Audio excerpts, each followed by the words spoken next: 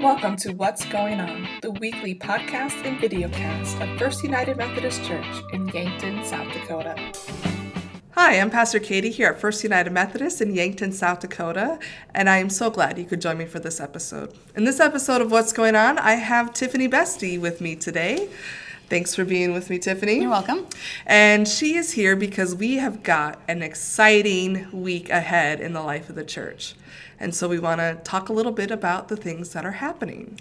Well, this is our Palm Sunday, week before Easter service, and we always incorporate some kids' activities with this, and we call it our Easter Extravaganza.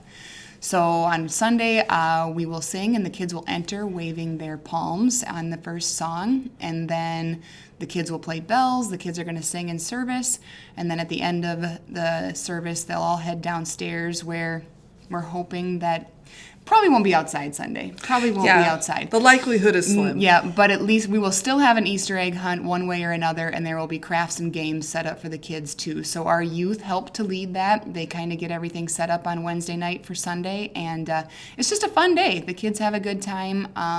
We're also going to be not selling, I guess, but cookies will be available for a free will donation, and the proceeds from those cookies will help go to pay for camps for the kids this summer. It's kind of a way that we help fund those. So if you're interested in making some cookies that can be sold on Sunday, that would be great. We're just asking for maybe 2 dozen cookies, and that you package them 2 cookies to a baggie, and then we can sell those on Sunday morning. We did it last year. It was our first time. Carol Becker kind of headed that up, and our cookies did very well for us. So they really helped to support some of those camp costs. So what is your favorite cookie? Oh, that's so hard because I just like cookies a lot. Chocolate chip, snickerdoodle, peanut butter with the kiss on top. All good. Yeah. Snickerdoodles, I think, are severely underrated cookie. I would agree. And they're quite simple, but they're so yummy. I've been debating because the parents of children have been kind of in on the baking cookies for a while, and I've been going back and forth on what cookies I should make. Sure.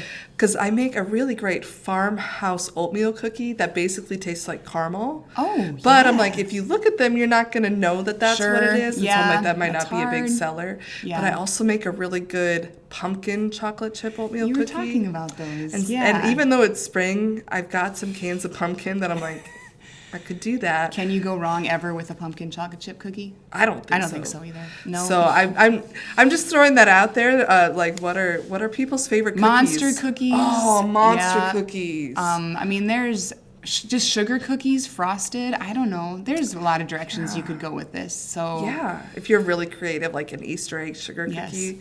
Yeah. But now that you say monster cookie, that might be it. When I go to Culver's, that's what I get in Sioux Falls. Their Culver's, one of their specialties is a monster cookie. Like concrete or cookie? Like concrete. Yeah. Monster cookie flavored. It's like oatmeal. Yes. All the things. Peanut butter. Yep. That's why that's a pretty good one, because it kind of just encompasses everything. Yeah. But I found if you talk about the things that you like, Tiffany, they tend to show up. So we need to do this more often. Yeah. So that's one of the things happening this Sunday. Yeah. So join us even if you don't have kids, because it's always a great Sunday to see our kids in service and them being part of the service. And Sarah's got a really fun song for the kids that they're singing this time, and their little bells will play, and they always do a really nice job. So please come, and if you're here and you want to buy some cookies to help support the camp, that's great too. And the other thing that's happening this Sunday that I'm really excited about, I love when the kids are in service. That's just a huge benefit to all of us. Mm-hmm. But we also have new members joining the church this Sunday. Yes. We have 5 people that are making First United Methodist their home, and I couldn't be more excited. Not only for them to have made this choice and this decision, which is a huge thing and a huge commitment to make, but also they are going to be such a blessing to our church. And so definitely come as well to support and welcome them into the life of the church as members. These are people that you've probably seen week to week, but now they are, again, making this their home. And we are so blessed that they've made that decision. So that's also part of this Sunday's worship service. Yeah, great opportunity to come and introduce yourself. Yes. We always know who they are when they're joining, but that doesn't mean that they all know who we are. So it's just a good opportunity to hear their name, see their face, and then introduce who you are. Yes. One of the things that came out of this year's new member class was a request to have something like a membership packet that gave them insight onto how to know about things in the church, what the church offers, what is happening. And we thought that was a really great idea. And so for the last few weeks, I've been working on it, and the packet currently is like 23 pages. And I sent it to someone else, and they gave me feedback of like 3 or 4 things I missed completely the first time around. And so we are working on, and so it's a document that's in process. But if you're watching this and you're like, I don't think I know about all of the things happening in the church, let me know. I'd be more than happy to make a copy for you, to send it to you digitally. This is not by any means something that we're not going to make available to people because, again, we want everyone to have knowledge about what's going on in the church, about what the church offers, what the small groups admissions that are available in the church, what your pastor does, how to get a hold of people, who the leadership is, who the staff is, what they do. All of that's in the packet. And so I'm just really excited about this new resource that we're going to have available. Yeah, and Pastor Katie shared that packet with me, and it was large, and it just brought to light how much we do have to offer here at church, because it just went through each and every, when you're here every day, you kind of see all the things that are happening, but if you're just coming on Sundays or whatever, you just don't realize all the many things that are going on, and you can easily look through that packet and be like, that's an area that I can help with, because you may not even know that area exists or what it entails to help with it, and then you read through it and you're like, I can do that. That sounds like something that I can fit into my life. So stop and just read through it quick, even if you're in church one day, and you might be surprised at all the different things that you see in it. I think also it's just it's very easy to just not know. Like, oh, I didn't know. Like, one of the things I included in there was about that I can offer limited pastoral counseling. Sure. That if you just need someone to talk to, if you need someone who can be a safe third party to work through something, that's part of what pastors do, and that's part of the work that we are trained for. Every pastor who's gone to seminary has some level, has some level of counseling training. I'm not a licensed counselor by any means, but I can also be a person that can say, this is, let me refer you on. I don't think a lot of people realize that's an option. I would agree. And I don't think it depends on how long you've been in the church. I think there are just a lot of things that on Sunday mornings, we only have so much time to cover what we're going to cover, and it's usually just based upon the service. So when you read through that packet, you just discover that, wow, there's a lot of stuff that's happening that's not on Sunday mornings. So it was really interesting even for me to read. Right, yeah. And again, it was based on what's all in my head, and so I've been sending it out to people, and if you want to come read it, you might find an area like, hey, you didn't say anything about this, and I'll be like, that's right, we'll add it. Let me add that. Yeah. So who knows how thick this packet's going to be when we get done. But again, it's just an effort to try to communicate things in many ways the best we can. We want people to feel like they know what our church is about and what we offer and what's happening here and how to best get involved and who to contact when you want to get involved. Yeah. So that's one of the things that came out of this new member class, and part of the reason I'm so grateful for them. This coming Sunday, as Palm Sunday, does kick off Holy Week for us, which is arguably the most important week in the life of the church. And so I want to share a little bit about some of the Holy Week scheduling so that you are aware and can plan accordingly. So on Holy Week, on Wednesday, normally we run every other Wednesday, we run 605 and confirmation and youth group, but this Wednesday, we will not. Right. Yep. So Wednesday night, you have off. If you have a child or a youth, there's no confirmation, no youth group, no 605 programming. Yep. And we do that because we have an expectation that as a family that you are coming to the Holy Week services. And so we don't want to dominate your week with 3 nights in a row. Instead, 2 nights in a row. Yep. Yep. And so Thursday night, we are again using our partnership, our working relationship with the United Church of Christ in sharing our Holy Week services. Some of you have asked, why are we working with them?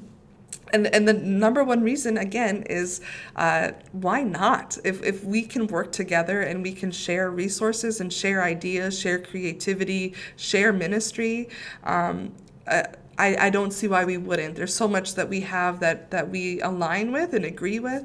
And so it's a great opportunity for us to share and show the unity of Christ. On Thursday night, they are doing a Living Last Supper. I've never been to a Living Last Supper. I have not either. No. I've been in communities where they've had them, but often they have them on Maundy, Thursday, and I'm usually busy. Yep. I have things to do that day. Again, a reason why it's great to co-op, because Exactly. you kind of get to go see what another church might be doing for their normal Maundy, Thursday service when you wouldn't Right. normally get to. And the UCC church is blessed with an incredible music program, and I know there's music with it, and to be able to see that last night kind of brought to life, I'm just super excited about it. And so head over to the UCC church on Thursday night. That's at 7 p.m. You'll see me there. I am going to be kind of helping welcome everybody and things like that. And then Friday night, for Good Friday, that'll be at our church at 7 p.m. in the sanctuary. And I know last year a lot of you really loved the Good Friday service that we did. It was a little bit different. We did it in the lounge, different sort of tenebrae service. We're doing something a little different this year, not because I didn't love what we did last year, but if you came, we were a little close together. And if we are inviting more people from another church to come, I want to make sure that there's space for everybody, that everyone feels like we planned for you. You are wanted here. And so we'll have it in the sanctuary. But I'm really, I've never done a service like this before, and it's around, we're going to be wrapping the cross. And so, again, I want you to come. It's very experiential. It's going to hit in a different way. And so I'm very excited. Weirdly, as a pastor, and I know that I'm not alone in this, the services that tend to be the most depressing also tend to be my favorite to do. Ash Wednesday, Good Friday, love doing funerals, but there's something about it that is just, to me, I cannot celebrate Easter unless I take the Holy Week journey. And you can't avoid the hard things in life, and we can't appreciate Easter if we don't walk through Good Friday. I know many people who, are very squeamish about Good Friday, or like, I don't like being sad. Well, nobody does, but Right. we have to understand what Christ has done for us in order to truly appreciate the resurrection. And so I really hope that you and your family make it a priority to be at least one of these services, hopefully both, because again, this is our whole faith is based on this week, what Jesus did in the final week. If the resurrection didn't happen, our faith doesn't happen. And then I want you to come back for Easter Sunday for worship here at 10 a.m. And I have got something pretty cool planned for this service. I think it's cool. I'm not going to tell you what it is. You're going to have to come. But just know that, again, it's going to be experiential. You're going to get to participate in the service, even in the message. That doesn't mean I'm going to make you speak in front of people, but I am going to make you do something. If you've been in our church for any length of time, you know that this is who I am. Normal. Yeah. Yep. Expect it every so often. Yeah, expect the unexpected. That's all I'm going to say. But no, I'm really excited. It's going to be a wonderful day of celebration and vibrancy, and I guess that's a little hint for you, vibrancy. It'll be good. Yeah. I'm certain. So that is, again, the last Sunday of March. Yeah. And then we hit April, Yeah. and man. Who knows what it'll bring? We never know. You never know what's going to pop up. It's true. We've got really good things. I've got some things in the works that I'm trying to get lined up to offer in April. We've got, and then before we know it, we'll hit May and summer, and it all goes by way too fast. It does. Way too fast. Yep. Before we wrap up March, Yes. let's just give a little more info about camp. Yes. Because it is camp month, and we've been celebrating it here all month long. Just want some reminders that I will post the website to camps below this video. So if you're wondering how you get to the registration site, that will be marked below. Early bird registration is due by April 30th. So we still have a whole other month, but we wanted to get it on your radars so that you could start thinking about when it would fit your summer schedule the best. Also, there's certain camps that are really popular, so you want to make sure you get in early so you don't get on the wait list for them. Right. Yep. So definitely, if you have questions about what those camps are or what ones you really need to start looking into, I would say if you have any questions at all, contact me. That's probably the best option right now as far as us helping you find out if there's another child signed up for that camp. And do remember, too, it's not just kids. There are mom camps, dad camps, grandparents camps, family camps, kid camps. So look over the brochure. We've got camps in Lake Poncet. We've got a camp out in Rapid City and a camp up in North Dakota. So a lot of different options that are available to you. If you have questions on any of those, please reach out and we will answer those questions the best that we can. All of our kids get to go for half price, and we have a camp code that you would have to contact the office to get in order to get that half price discount. Our second graders have the opportunity to go basically for free. We're doing up to $210, which is quite a few of the second grade camps would fall under that. So just remember that we are trying to, we got our camp thing the other day, and I think we had about 8 names on it already here in March. So I was like, yay, we're kicked off. It's good. 5 of those are my family. Hey, but that's okay. But then we must have more than 8 because there were at least 4 other names on there besides the Rickies. So very exciting. But if you do have a second grader, definitely talk to me about what camp you can look at, how we can get them there. If you're wanting to shepherd at a camp, that's great. Shepherds can always go at a reduced cost, and we might be willing to fund a little bit of that cost as well. So please talk to me, and preferably before April 30th so that we can get in on the early bird cost as well. So we're very excited about that. And I'm going to tell you there's going to be a VBS announcement on Sunday in church too. So we got just all kinds of things for the kids happening right now. So show up on Sunday so that you might find out some more information about that as well, because we're looking forward to that coming up this summer. Last summer, I think we had kids that went to all 3 campsites, did we not? Yes, I think that you are right. I can think of right now kids that were at all 3, which is really cool. That's great. It is really cool. Mm-hmm. And I say that because if you have questions about like what the different... I've been to all of them as well, and I'd be more than happy to share with you my experiences from each one. I'm definitely partial to Lake Poncet, but I love the other campsites as well. And there's different camps that are offered. I know like if you're into Minecraft... as my son is, but he's not old enough to go. Yeah. That's up in North Dakota. Yep, and that's what we had a kid attend last year was a Minecraft camp. So, yeah, it totally just depends on sort of what type of camp you're looking for. And then each of the different camps has their own unique, like, setting. Like, you know, you have the lake at Lake Poncet, which is awesome. It is. You've got the hills out in Rapid City, which is great. And I know those that go up to North Dakota, there's some awesome things up there that aren't offered anywhere else either. They have a high ropes course. There you go. Really so that's cool. Really fun. Yeah, you're not going to get that anywhere else. Like you want to do a zip line across a creek, you go to North Dakota for that because the other 2 don't have that. I used to always be like, why would I go to North Dakota?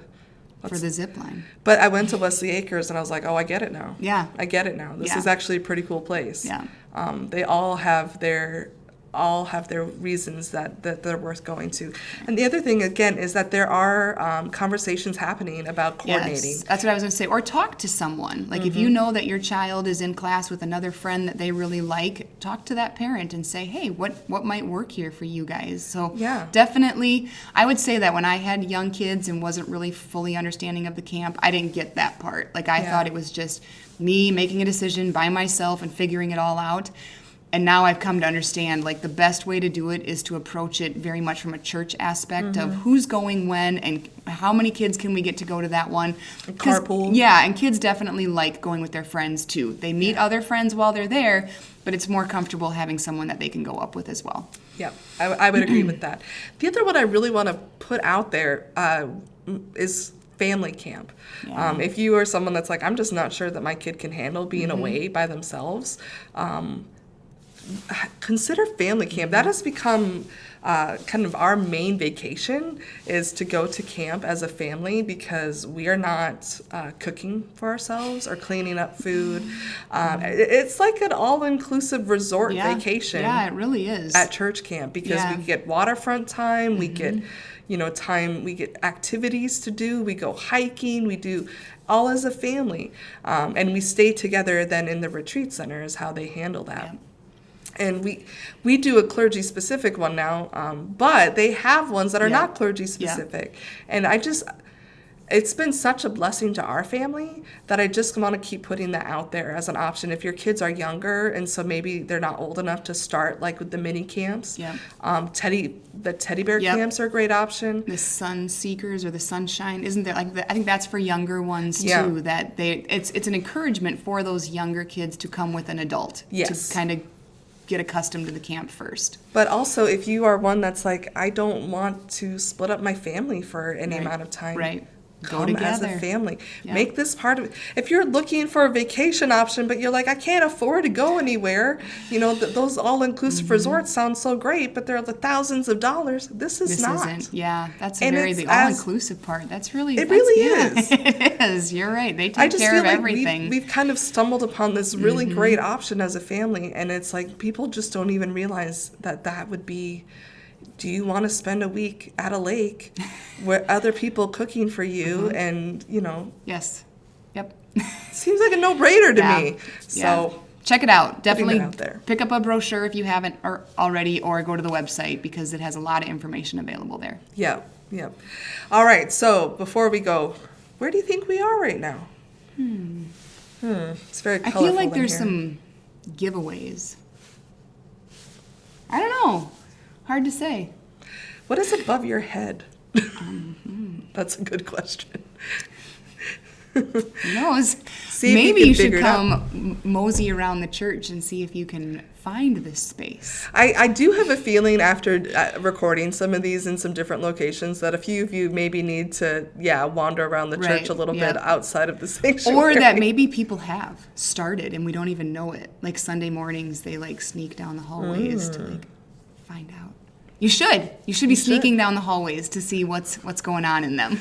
Yes, we have a lot of really incredible space in this church and a lot of really wonderful things that happen. Again, not on Sunday mornings. We have great things that happen Sunday mornings too, but the church is more than just what we do in worship. Yeah. And that's part of why we wanted to start recording these in various locations and highlighting some of the different things that we do as a church. Yeah. So with that, I hope to see you this Sunday. Yes, Palm please come this Sunday. Sunday. The weather might be a little iffy, but just join us. You'll be glad you did. Guaranteed. So until then, God bless. Thank you for listening to this episode of What's Going On. We'd love to have you join us for worship here at the church on Sundays at 10 a.m. You can also find us online via our website at firstumcyankton.org or search for us on YouTube.